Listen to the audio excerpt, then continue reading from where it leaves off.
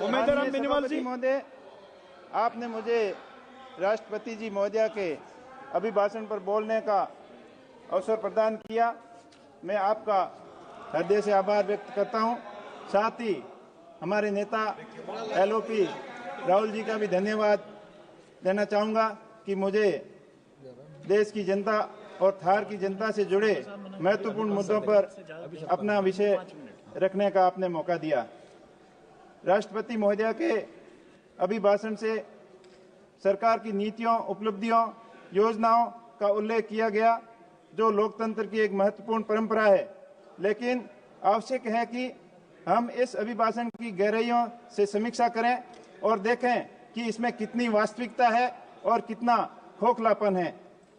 इस अभिभाषण के अंदर दलितों और महिलाओं की बात की गई, लेकिन आज देश के अंदर जिस प्रकार दलितों के ऊपर अत्याचार बढ़ रहे हैं वो वास्तव में चिंता का विषय है।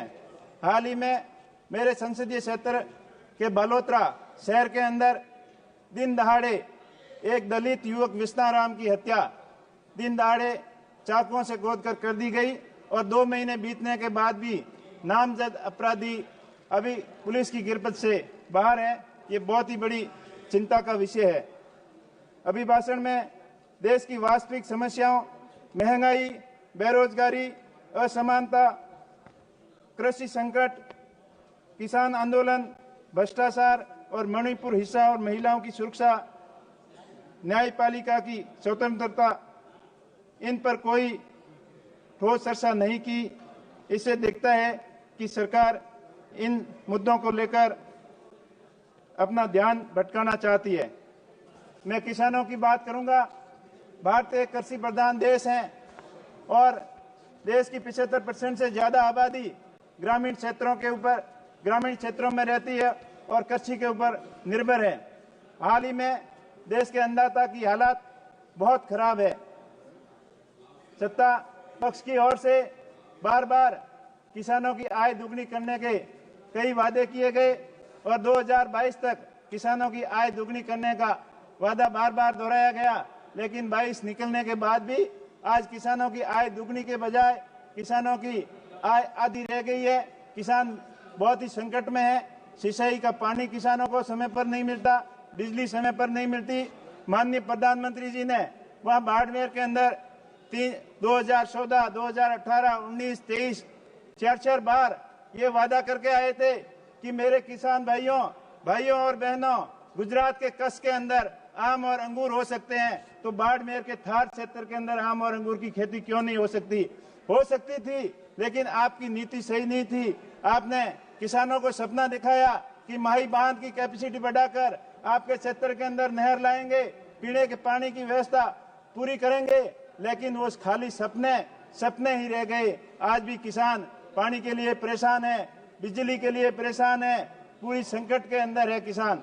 अब मैं बात करूं, राष्ट्रपति जी ने अभिभाषण में JJM के बारे में जिक्र किया, जल जीवन मिशन योजना के बारे में। जल जीवन मिशन योजना की स्थिति बहुत ही खराब है। सरकार के हजारों करोड़ रुपए खर्च होने के बावजूद भी धरातल के ऊपर उसका काम नहीं दिख रहा है। मेरे संसदीय क्षेत्र में सबसे निचले पायदान पर प्रोग्रेस है। कई जगह लाइनें डाल दी गई, लेकिन उसमें पानी का अता पता नहीं। कंस्ट्रक्शन इतना घटिया निर्माण है, सही योजना का सही प्लानिंग नहीं होने की वजह से किसानों को पीने का पानी नहीं मिल पा रहा है और साथ ही साथ पशुओं के पानी के लिए कोई गणना नहीं की गई है। मान्यवर, यही हाल किसानों को बिजली का है। आज देश के 75 साल बाद में, आजादी के 75 साल बाद लाखों घर देश के अंदर आज भी अंधेरे के अंदर अपना जीवन यापन कर पा रहे हैं। मेरे संसदीय क्षेत्र में 70,000 से अधिक लोग आज भी अंधेरे के अंदर जी रहे हैं।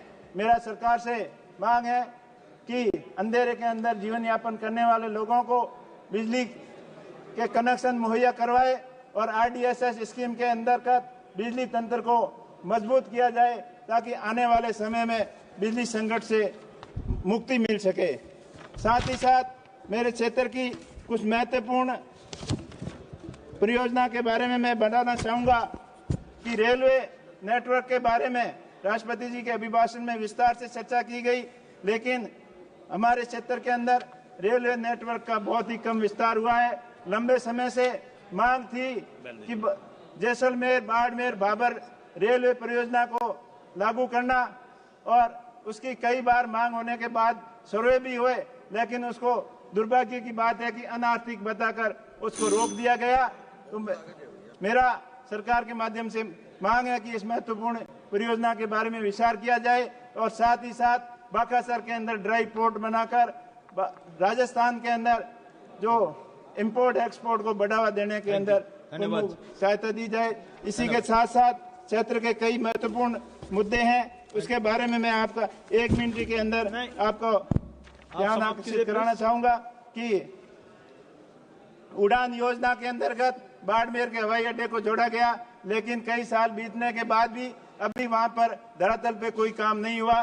साथ ही साथ वहां प्रधानमंत्री आवास की स्थिति बहुत ही खराब है, दयनीय है, और इतनी राशि कम होने के बाद कोई किसान पात्र योग्य अपने आवास का निर्माण नहीं करा पा रहा है। तो मेरा आपके माध्यम से मांग है कि प्रधानमंत्री आवास की में कम से कम अब 5 लाख रुपए किस्त की जाए, और साथ ही साथ सांसद निधि को भी बढ़ाया जाए, जो माननीय सदस्य श्री हेमांग जोशी जी 50 करोड़ किया जाए।